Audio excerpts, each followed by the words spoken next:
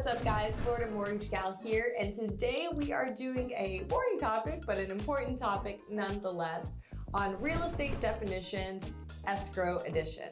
Let's jump in. Okay, first thing we need to understand about what escrow is.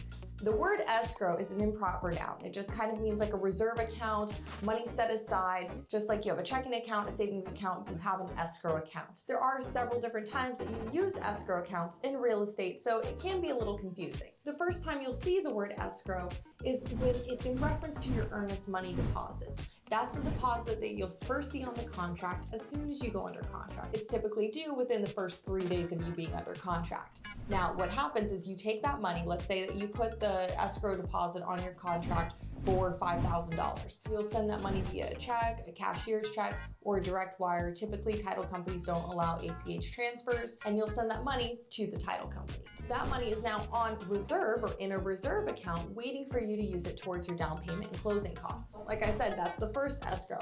That escrow account will actually close out on the day of closing because you are now using that money towards your down payment and closing costs. It served its purpose, it's done, it's over with. The second time you'll see an escrow account on typical real estate closing is actually the day that your closing happened. Talk to your lender if you don't want to escrow your taxes and insurance, but typically you really can only avoid that if you're putting 20% down or more on a conventional loan. That escrow deposit opens up the day of closing, and if you are having an escrow account, which most people are, that escrow account will open up on the day of your closing because you're funding it on your closing day, and you'll see it on your breakdown settlement sheet or your closing disclosure. You'll see a year's worth of property insurance being paid out immediately at closing because you always pay for a year's worth of insurance in advance. If you sell the property early, you'll get a refund check from your insurance carrier.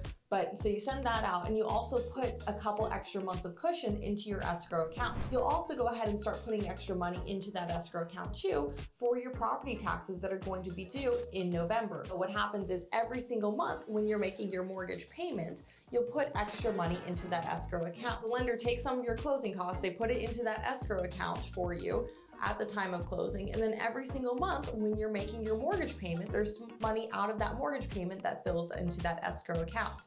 Now, the whole purpose is for that escrow account to have enough money when it gets its 2 bills every year. You know, in November, it's going to get your tax bill, and then on your anniversary of your home purchase, it's going to pay out your insurance again. The whole point is for that escrow account to always be flowing with the same money in and the same money out. Now, things happen. Your insurance fluctuates. Maybe that carrier that you had pulls out of Florida or wherever you are. Maybe your property taxes are changing. Maybe they've risen up quite a bit because of the assessed value, and that went up at the time of your purchase. Anything dramatic, or maybe even your insurance got better. Maybe you did a bunch of renovations and you were at a $4,000 a year policy, you went down to a $2,000 a year policy. That happens as well. Or you were just smart and reshopped it and you found out that there was somewhere cheaper for you. All of that being said, your escrow account can fluctuate, and this escrow account is going to exist as long as you have this mortgage, because it's a reserve account. It's reserving that money aside attached to the mortgage. Now, if you refinance, you're starting a new mortgage. You would actually close out that escrow account and then you would start a new one.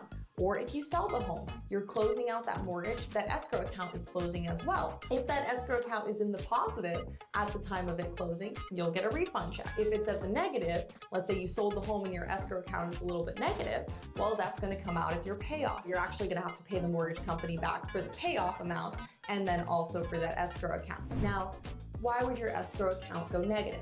Well, this is actually bringing it back to what we were talking about when your escrow account can fluctuate. When your escrow account fluctuates, let's say that your taxes go up dramatically, because this is really the most common situation that people see. We've talked about this in another video. When your taxes go up dramatically that first year after you've purchased. Anyways, let's say that your escrow account was saving up enough money for a $2,000 a year tax bill. Your tax bill shot up to $6,000 a year. You get to November 1st, it's time for your property taxes to get paid. The county reaches out to your mortgage company and says, hey, time to pay up. And the mortgage company looks at itself and says, we don't have enough money for this. However, we don't want you to get a tax lien. We don't want you to foreclose on this property. Here, go ahead and take the money. We'll go ahead and pay the tax bill for you. However, Mr. Property Owner, Mrs. Property Owner, you're gonna need to pay us back. So that's typically when people will see that their mortgage payment will go up dramatically because they are now negative, plus they need to save up for the extra tax bill in the future. They need to have raised up their monthly payments, so that way that extra $4,000 a year is saved up, as well as that $4,000 a year that they were behind gets caught up. Then you'll see your mortgage payment go up a ton. Once it gets caught up at least, and now it's more regular, then it'll drop down, but it's still higher than what it was before. Or you can give a lump sum to bring up that chasm, and then it'll just go up the regular amount and stay at that regular amount. Some people prefer to do that too. It's really a good idea to keep an eye on your escrow account to make sure that you never have any surprises. I mean, most mortgage companies these days, you have an online portal, you go in, you check in. Just like you can make an extra payment towards your principal, you can make an extra payment towards your escrow account in order to bring it back to kind of homeostasis, if you will. Hopefully that makes sense for you guys. There are other times that you'll see escrow accounts. Typically that's in a fancier situation where you're doing a 1031 exchange and the qualified intermediary has your money in an escrow account. Pretty much anytime someone's holding onto your money for real estate purposes, it's in an escrow account. Hopefully that made sense for you guys. Have a great rest of your day. Bye.